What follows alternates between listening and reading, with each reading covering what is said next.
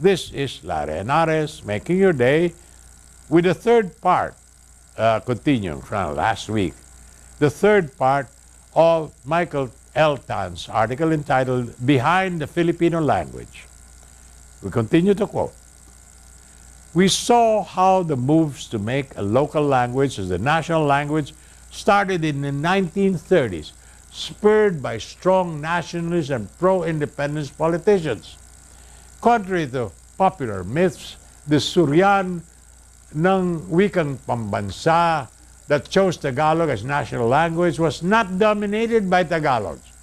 After the World War II and our regaining of our independence on July 4, 1946, the promotion of a national language continued. A few months before independence, President Sergio Osmeña proclaimed a national language week from March 27 to April 20, which President Ramon Magsaysay later modified slightly on that April 2, the birthday of Tagalog writer Francisco Balagtas, would fall in the middle of the National Language Week. Magsaysay later issued another proclamation moving this celebration to August, noting the original National Language Week was taking place outside of the academic school year. The new National Language Week included August 19, the birthday of Quezon. It was President Fidel Ramos who later dedicated the entire month of August to the national language. Ramos was Manggalatok, a commemoration which now is translated in many schools into a Filipiniana month for cultural presentations. Tagalog to Filipino to Filipino. All through the years and even today, the national language is referred to as Tagalog.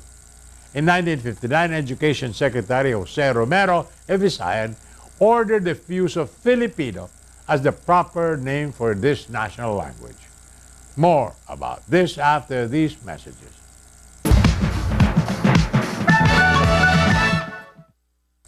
This is Larry Henares making your day with the third part of Michael L. Tan's article entitled Behind the Filipino Language. And we continue to quote. The 1960s was a contentious decade for the national language. On one hand, the rising tide of nationalism produced purists advocating a national language with minimal foreign influences. The purists coined new words such as salungpit to handle the behind, as chair, and the use of such suffixes as anak and apo for names instead of junior and the third. This purist tide produced two responses. One was a campaign against Tagalog as a national language by non-Tagalogs who used the purists to complain that a difficult Tagalog was being imposed upon the nation. The other reaction was modernizing the language approach movement, or MULAM, headed by Congressman Heruncio Lacuesta, attempting to promote a Manila language franca which integrated words from different Philippine as well as international languages. He published a magazine called Kata using Manila Lingua Franca.